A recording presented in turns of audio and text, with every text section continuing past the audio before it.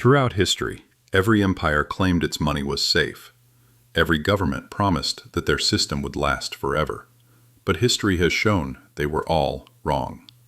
From Rome to France, from the Confederacy to modern Lebanon, people woke up one morning to find their savings worthless, their salaries meaningless, and their futures taken from them. Economic collapse isn't an exception. It's almost the rule. The real question isn't, will it collapse? It's when it does, how do you protect yourself? Because money isn't solid rock. Anything can happen at any moment. Money is trust, and trust can vanish overnight. History has given countless examples, but people often fail to notice every collapse leaves a warning, and the survivors aren't those who trusted the system most. They're the ones who doubted first. Lesson from Byzantium. Governments will dilute money. Byzantium's gold solidus was the world's most reliable currency for centuries. But over time, emperors reduced the gold content, adding cheaper metals.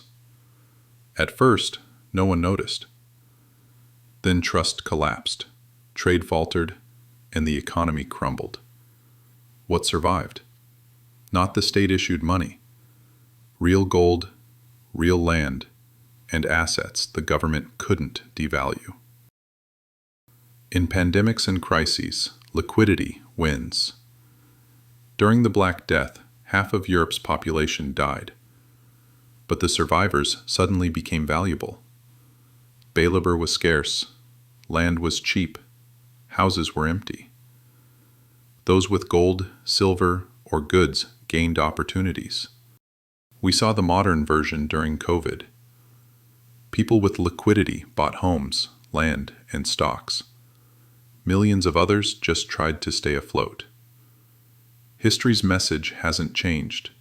Crises reward the prepared and crush the unprepared. Nothing is really too big to fail. Even the biggest banks in Renaissance Florence collapsed overnight when the King of England defaulted on his debts. People lost their savings. Lesson: no bank, company, or institution is 100% guaranteed. We saw it again in 2008 with Lehman Brothers, and in 2023 with U.S. regional banks.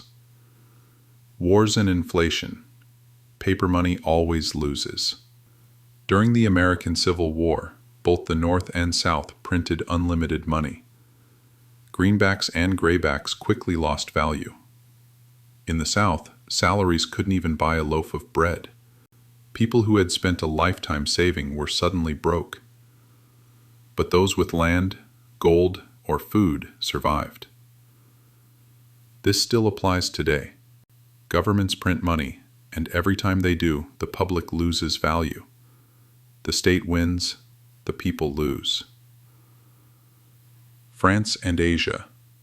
When trust breaks, money disappears. During the French Revolution, the government issued a new currency, the assignat. They printed so much it became worthless. Nobody even wanted to sell bread for paper.